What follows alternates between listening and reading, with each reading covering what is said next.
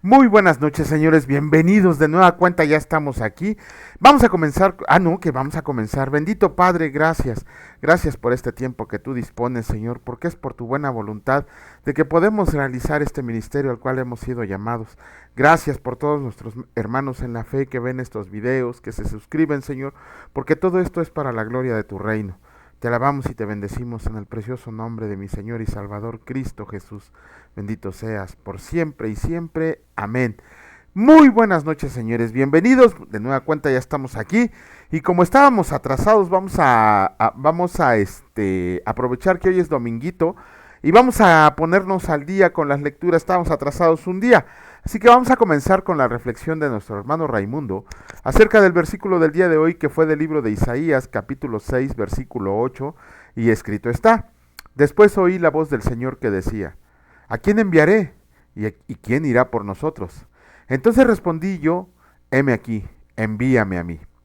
Después de nuestra confesión de todas nuestras iniquidades a Jesús el Hijo de Dios en voz alta, ahora reconocemos la voz del Creador al leer su verdad absoluta, recordando los propósitos íntimos de nosotros de actuar en consecuencia por la gracia recibida, la cual nos acompaña estando siempre delante de nosotros, quitando el velo que nos impide ver todo lo espiritual que nos rodea y pedir lo necesario para ver lo oculto que nos puede dañar o destruir, siendo testigos de cómo actúa en defensa de nosotros los elegidos, declarándolo así en su palabra.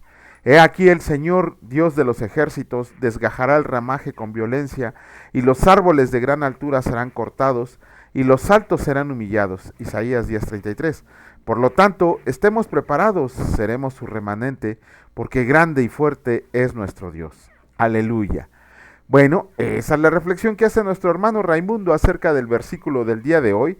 Así que vamos a comenzar con la lectura. Iniciamos con el capítulo, ya me pasé, con el capítulo 39 del libro de Isaías, y escrito está: Ezequías recibe a los enviados de Babilonia. En aquel tiempo Merodac Baladán, hijo de Baladán, rey de Babilonia, envió cartas y presentes a Ezequías, porque supo que había estado enfermo y que había convalecido. Y se regocijó con ellos Ezequías y les mostró la casa de su tesoro, plata y oro, especias, ungüentos preciosos, toda su casa de armas y todo lo que se hallaba en sus tesoros. No hubo cosa en su casa y en todos sus dominios que Ezequías no les mostrara. Y entonces el profeta Isaías vino al rey Ezequías y le dijo: ¿Qué dicen estos hombres y de dónde han venido a ti? Y Ezequías respondió: De tierra muy lejana han venido a mí, de Babilonia. Dijo entonces: ¿Qué han visto en tu casa? Y dijo Ezequías: Todo lo que hay en mi casa han visto. Ninguna cosa hay en mis tesoros que no les haya mostrado. Entonces dijo Isaías a Ezequías: Oye palabra del Señor de los ejércitos. He aquí vienen días en que será llevada a Babilonia todo lo que hay en tu casa y lo que tus padres han atesorado hasta hoy. Ninguna cosa quedará, dice el Señor, de tus hijos que saldrán de ti y que habrás engendrado. Tomarán y serán eunucos en el palacio del rey de Babilonia. Y dijo Ezequías a Isaías: La palabra del Señor que has hablado es buena. Y añadió: A lo menos haya paz y seguridad en mis días. Capítulo 40 del libro de Isaías, escrito está: El Señor consuela a Sión. Consuélense, consuélense, pueblo mío, dice su Dios. Hablen al corazón de Jerusalén. Díganle a voces que su tiempo es ya cumplido, que su pecado es perdonado, que doble ha recibido de las manos del Señor por todos sus pecados. Voz que clama en el desierto: preparen camino al Señor, enderecen calzada en la soledad a nuestro Dios. Todo valle sea alzado, y bájese todo monte y collado, y lo torcido se enderece, y lo áspero se allane, y se manifestará la gloria del Señor, y toda carne juntamente la verá, porque la boca del Señor ha hablado. Voz que decía: da voces, y yo respondí: ¿qué tengo que decir a voces? Que toda carne es hierba, y toda su gloria como flor del campo. La hierba se seca y la flor se marchita, porque el viento del Señor sopló en ella. Ciertamente como hierba es el pueblo. Séquese la hierba, marchítese la flor, mas la palabra del Dios nuestro permanece para siempre. Súbete sobre un monte alto, anunciadora de Sión. Levanta fuertemente tu voz, anunciadora de Jerusalén. Levántala, no temas. Di a las ciudades de Judá: ved aquí al Dios suyo. He aquí que el Señor, el Dios vendrá con poder y su brazo señoreará. He aquí que su recompensa viene con él y su paga delante de su rostro. Como pastor apacentará su rebaño, en su brazo llevará los corderos y en su seno los llevará. Pastoreará suavemente a las recién paridas. El incomparable Dios de Israel, quien midió las aguas con el hueco de su mano y los cielos con su palmo. Con 3 dedos juntó el polvo de la tierra y pesó los montes con balanza y con pesas los collados. ¿Quién enseñó al Espíritu del Señor y le aconsejó enseñándole? ¿A quién pidió consejo para ser avisado? ¿Quién le enseñó el camino del juicio o le enseñará ciencia? ¿O le mostró la senda de la prudencia? He aquí que las naciones le son como la gota de agua que cae del cubo, y como menudo polvo en las balanzas le son estimadas. He aquí que hace desaparecer las islas como polvo. Ni el Líbano bastará para el fuego, ni todos sus animales para el sacrificio. Como nada son todas las naciones delante de él, y en su comparación serán estimadas en menos que nada, y que lo que no es. ¿A qué pues harán semejante a Dios, o qué imagen le compondrán? El artífice prepara la imagen de talla, el platero le extiende el oro y le fundó cadenas de plata. El pobre escoge para ofrecer madera que no se apolille. Se busca un maestro sabio que le haga una imagen de talla que no se mueva. ¿No saben? ¿No han oído? ¿Nunca se los han dicho desde el principio? ¿No han sido enseñados desde que la tierra se fundó? Él está sentado sobre el círculo de la tierra, cuyos moradores son como langostas. Él extiende los cielos como una cortina, los despliega como una tienda para morar.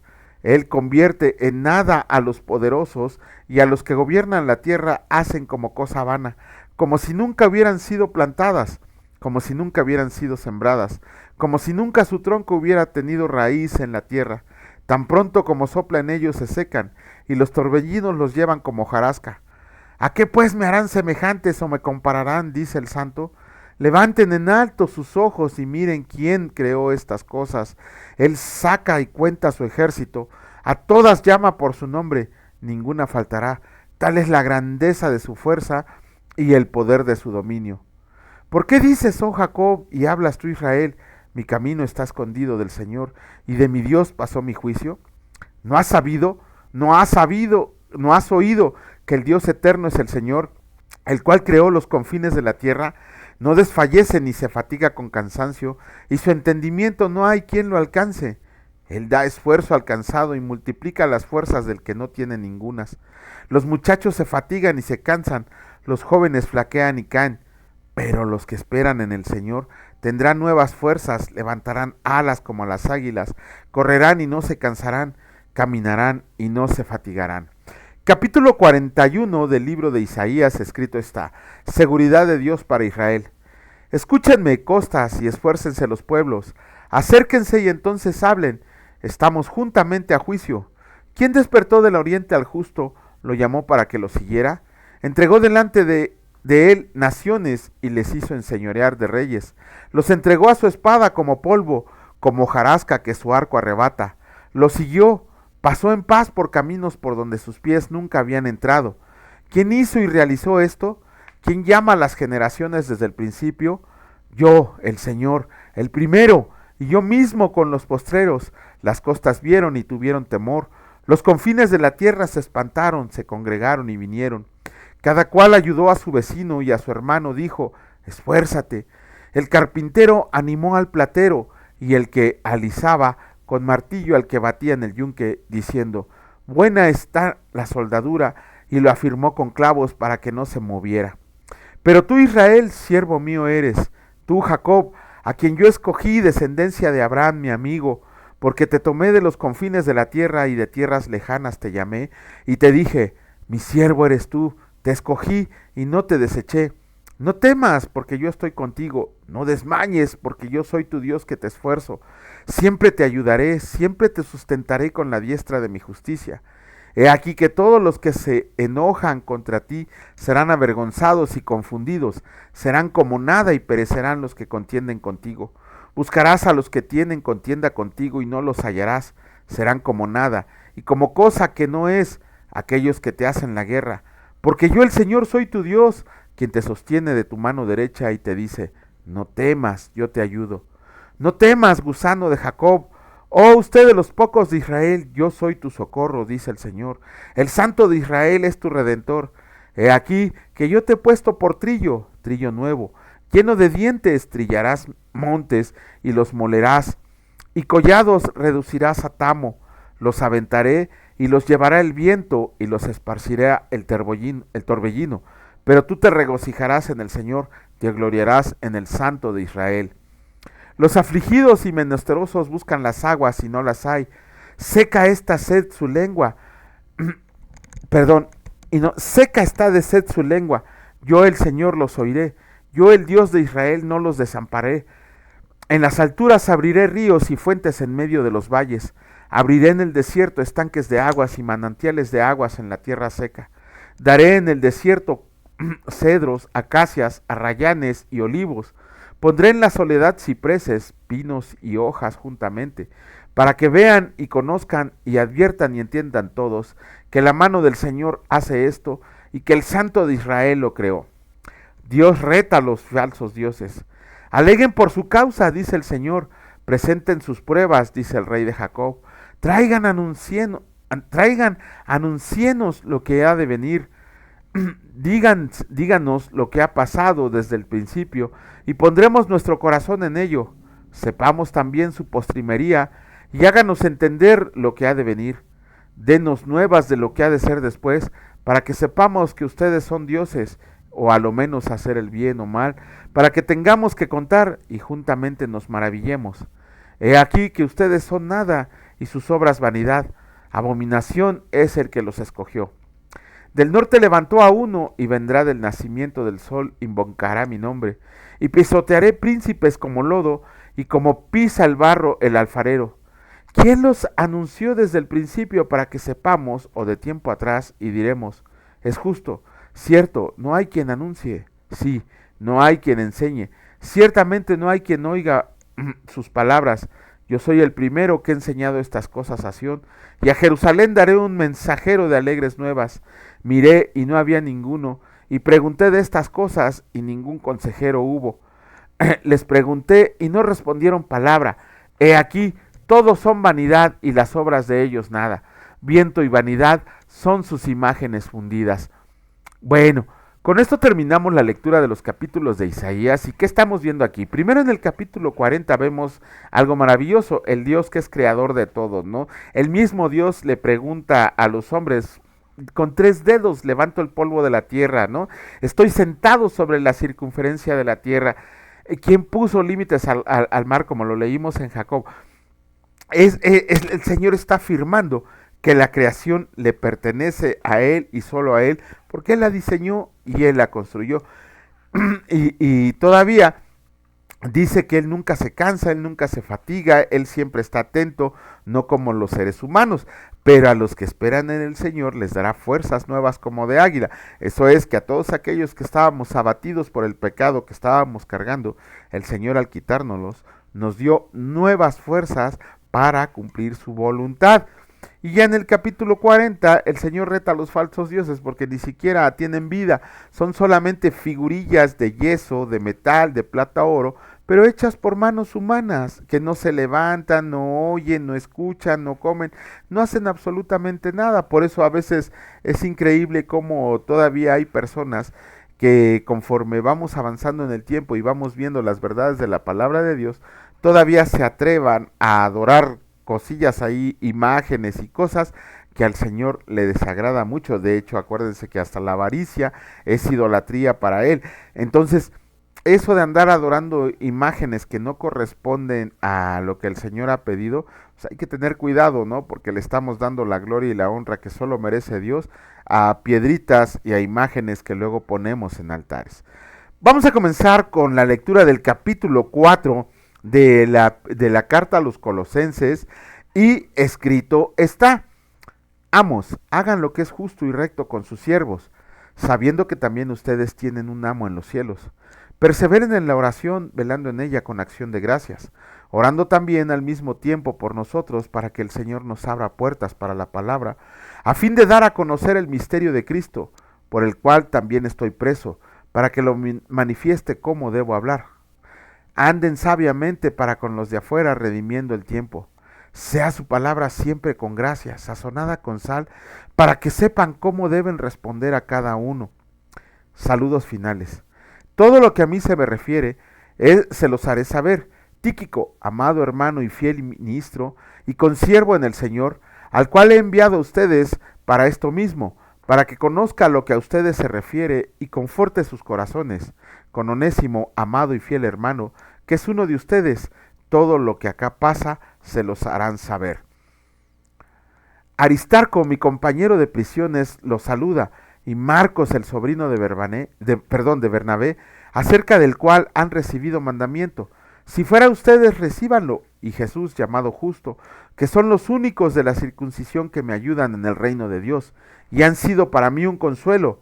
Los saluda Epafras, el cual es uno de ustedes, siervo de Cristo, siempre rogando encarecidamente por ustedes en sus oraciones, para que estén firmes, perfectos y completos en todo lo que Dios quiere. Porque de él doy testimonio de que tiene gran solicitud por ustedes y por los que están en la Odisea y los que están en Hierápolis. Los saluda Lucas, el médico amado, y Demas.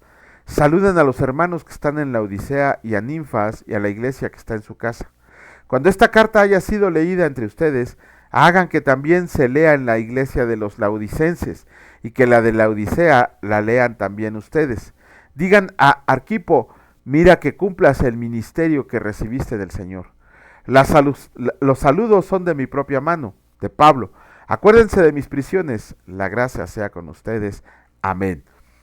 Pablo cierra esta carta a los colosenses con saludos de todos los hermanos en la fe, pero antes, en el versículo 6 nos dice que debemos siempre estar preparados para presentar defensa de nuestra fe. Dice que nuestra palabra debe de ser con gracia, sazonada con sal, para saber cómo debemos responder a cada uno. Ese es un mandamiento para que nos preparemos por medio de la lectura a presentar defensa de nuestra fe a aquel que todo nos pida razón de lo que hay en ella con mansedumbre y reverencia. Pablo nos dice, prepárense porque siempre hay personas que están cuestionando, siempre hay personas que están peleando y solamente por medio de la lectura de la palabra vamos a poder responderle. Pablo se despide de esta iglesia con el saludo de todos sus hermanos, animándonos también a que permanezcamos fieles en la oración. La oración muchas veces lo tenemos también ya ni siquiera como una necesidad básica para comunicarnos con el Señor, sino que la tenemos ya con costumbre. Si bien hay personas que dedican un tiempo a la oración en el día, y hay personas inclusive que solamente oran cuando van a la iglesia, ¿no? Y eso cuando no faltan. Y la oración debe de estar siempre presente en nuestra vida, demostrando que pertenecemos al Señor, demostrando que tenemos un anhelo de comunicarnos con Él, no solamente una vez al día, en todo momento. Nuestra oración siempre debe de ser con gratitud, dice Pablo. No debe de ser solamente para molestar al Señor con todas las cosas que nos aquejan o que nos afligen. Aunque es válido pedírselo, tenemos que recordar la enseñanza del Padre Nuestro allá en Mateo 6, de cómo se debe de orar, primero siempre por la gloria de nuestro Señor, y ya al último, así como al último, ya podemos poner nuestras peticiones delante de Él. Acabamos la carta a los Colosenses con sus 4 capítulos y vamos a iniciar ahora con la carta a los de la iglesia de Tesalónica, la primera carta a los tesalonicenses. Esta carta fue escrita por Pablo ahí entre el 50 y 52 antes de Cristo. Es una de las primeras cartas que se escribió. De hecho, en esta carta, Pablo manda una muestra de afecto personal a la joven iglesia de Tesalónica. Recuerden que esta iglesia Pablo la fundó en su segundo viaje misionero. Esta era una iglesia joven, una iglesia que había fundado Pablo, una iglesia que estaba apenas en su niñez, en su crecimiento, estaban pañales. Y además Pablo no pudo estar presente. ¿Por qué? Porque los judíos lo obligaron a retirarse. Dicen los eruditos estudiosos de la palabra de Dios que Pablo estuvo solamente aproximadamente 2 meses en esta iglesia. Sin embargo, en esos 2 meses, y a lo mucho, en esos 2 meses o en ese tiempo que pasó con ellos, Pablo fue siempre recibido bien, siempre fue bien tratado, siempre fue ayudado. Lo vamos a ver por medio de la lectura de su carta. Esta iglesia, la fe, la esperanza, el amor y la perseverancia la caracteriza. Esta iglesia era sumamente perseguida, era una de las iglesias más perseguidas en el tiempo en que se fundó, y ni siquiera por los romanos, sino era una iglesia perseguida por los judíos, que tenían miedo de que la iglesia de Cristo estuviera creciendo, y siempre había antagonismo con ellos. De hecho, por eso Pablo tuvo que seguir huyendo, pero por medio de la carta les dice que les iba a mandar a Timoteo. Ya hablaremos de Timoteo cuando le escribe sus cartas, para que les ayude y les enseñe a que sigan perseverando en la fe en Cristo. Ese es el motivo principal de la carta. Pero otro de los una de las cosas, si no principales, como que Pablo les hace notar en esta carta, es el regreso de Cristo, el día de Cristo. Todos los capítulos de Pablo, estos 5 capítulos que conforman la primera carta a los tesalonicenses, cierran con la promesa de la segunda venida de Jesucristo. Es como, de hecho, en el capítulo 4 vamos a leer algo impresionante y que no deberíamos de tener duda alguna. Pablo les recuerda que la esperanza que tenemos todos y cada uno de nosotros es que nuestro Señor y Salvador regrese, y regrese con poder, y regrese a rescatar a los suyos, a unos que están muertos.